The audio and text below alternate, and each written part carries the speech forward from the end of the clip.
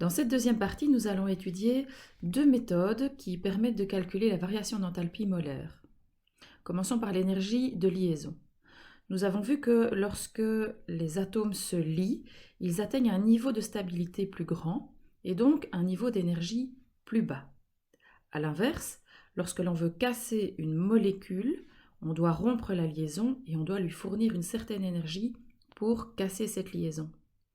L'énergie de liaison, c'est donc l'énergie nécessaire pour casser une mole de liaison AB gazeux et pour former une mole de gaz A et une mole de gaz B. On précisera aussi que cette énergie de liaison se calcule principalement pour des gaz.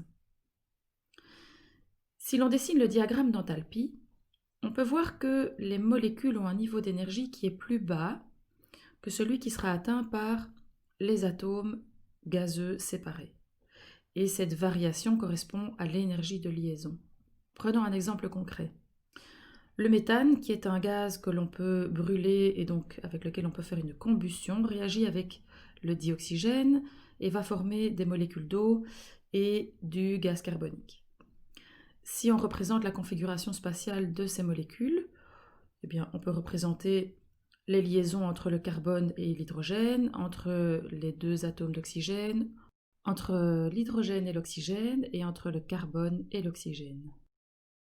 Si on représente cette réaction sur un diagramme d'enthalpie, nous commencerons par indiquer le niveau d'enthalpie des réactifs, CH4 et O2, et nous savons que pour se transformer dans les produits, ces réactifs vont devoir casser les liaisons qui les relient. L'énergie qu'il faut pour casser les liaisons est appelée donc l'énergie de liaison. C'est une énergie qu'il faut fournir aux molécules pour qu'on obtienne à la fin des atomes séparés et avec un niveau d'énergie supérieur. Lorsque ces atomes vont se recombiner pour former les produits, ils vont libérer l'énergie de liaison, puisque cette énergie, c'est celle qui sert à casser des molécules. Donc quand ces atomes se transforment en produits, eh bien, ils libèrent l'énergie qui était nécessaire à casser ces molécules. Et donc, on verra apparaître sur le diagramme que l'énergie de liaison, dans ce cas-là, est donc négative. Et la variation entre les réactifs et les produits correspond donc bien à la variation d'enthalpie de cette réaction. La variation d'enthalpie molaire correspond donc à la somme des énergies de liaison des réactifs moins la somme des énergies de liaison des produits. Reprenons notre réaction. Les valeurs des énergies de liaison se trouvent à la fin de votre livre dans la table à la page 270. Nous avons 4 liaisons entre un carbone et un hydrogène dans le CH4, 2 doubles liaisons oxygène-oxygène dans l'O2, 4 liaisons entre l'oxygène et l'hydrogène avec les molécules d'eau et 2 liaisons entre un carbone et de l'oxygène.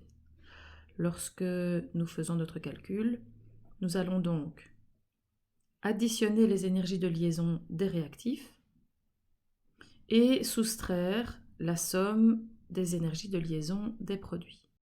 La variation d'enthalpie molaire vaut donc moins 814 kJ par mole, ce qui est une valeur négative, plus petite que 0, et donc une réaction exothermique, ce qui est logique puisqu'il s'agit d'une combustion. Et vous voyez que la valeur est très très grande. L'autre méthode avec laquelle nous allons travailler est l'enthalpie standard de formation. Il s'agit également de valeurs que l'on va trouver dans des tables. Les chimistes ont en effet mesuré la variation d'enthalpie lorsque des corps composés étaient formés à partir de corps purs simples. Toutes ces valeurs ont été mesurées en conditions standards de pression et de température et se mesurent en kilojoules par mole. Prenons la formation de l'eau à partir de dihydrogène et de dioxygène. Nous allons pondérer l'équation pour obtenir une mole d'eau à la fin. Si on trace le diagramme d'enthalpie à partir des corps purs simples, c'est-à-dire H2 et O2, on peut former des molécules d'eau qui est un corps pur composé. Et lors de cette formation, il y a une énergie qui est libérée. La convention est de mettre les corps purs simples à un niveau 0 et toutes les enthalpies de formation standard ont été mesurées par rapport à cette convention. Ici, l'enthalpie de formation de l'eau a une valeur négative, c'est donc une réaction exothermique. Vous trouverez les différentes enthalpies molaires de formation standard à la fin de votre livre à la page 268 jusqu'à 270. Reprenons notre combustion du méthane. La variation d'enthalpie molaire se calcule à partir des enthalpies standards de formation en faisant la somme des enthalpies standards de formation des produits moins la somme des enthalpies standards de formation des réactifs. Attention qu'il faut tenir compte de la pondération au moment où on fait le calcul. On voit aussi que l'enthalpie standard de formation du dioxygène est 0 car c'est un corps pur simple. Donc le calcul de la variation d'enthalpie molaire nous donne une valeur qui est de moins 802 kJ par mol. Nous remarquons qu'avec le calcul des enthalpies standards de formation, nous obtenons une valeur qui est très similaire à la valeur que nous avions obtenue avec le calcul des énergies de liaison. Nous commençons par un exercice de calorimétrie pour calculer la variation d'enthalpie molaire.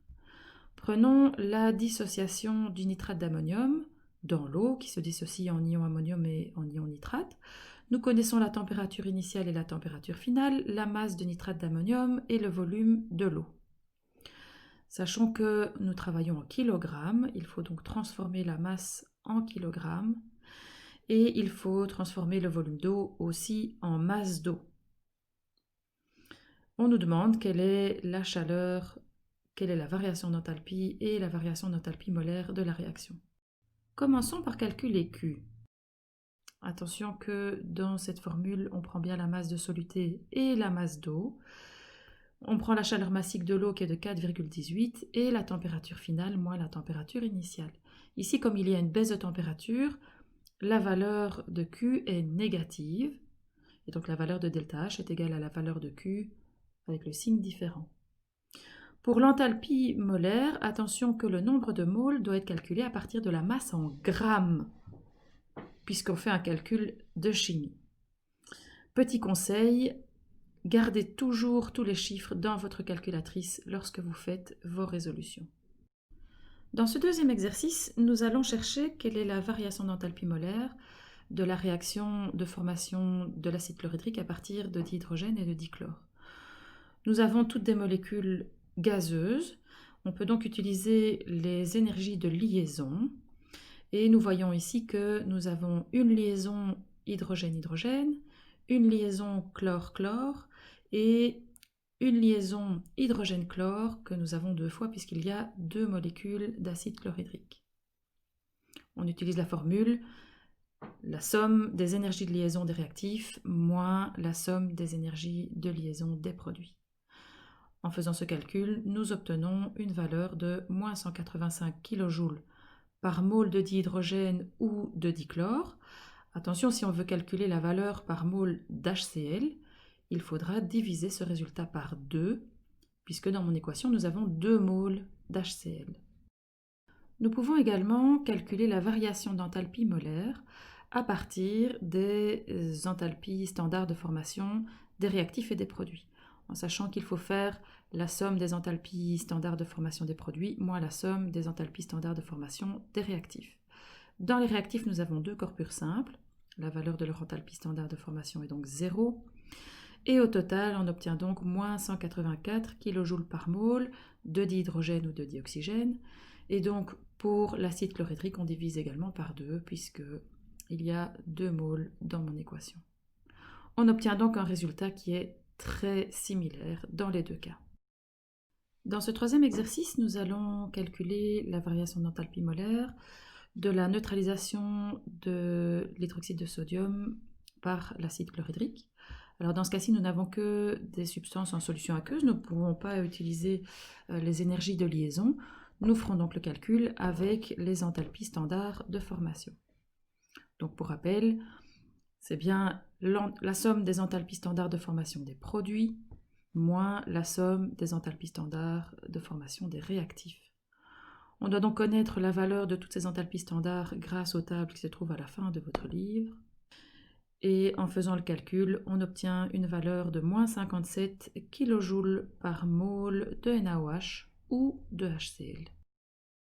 Et dernier conseil, notez bien toutes vos parenthèses dans vos calculs ainsi que dans votre calculatrice.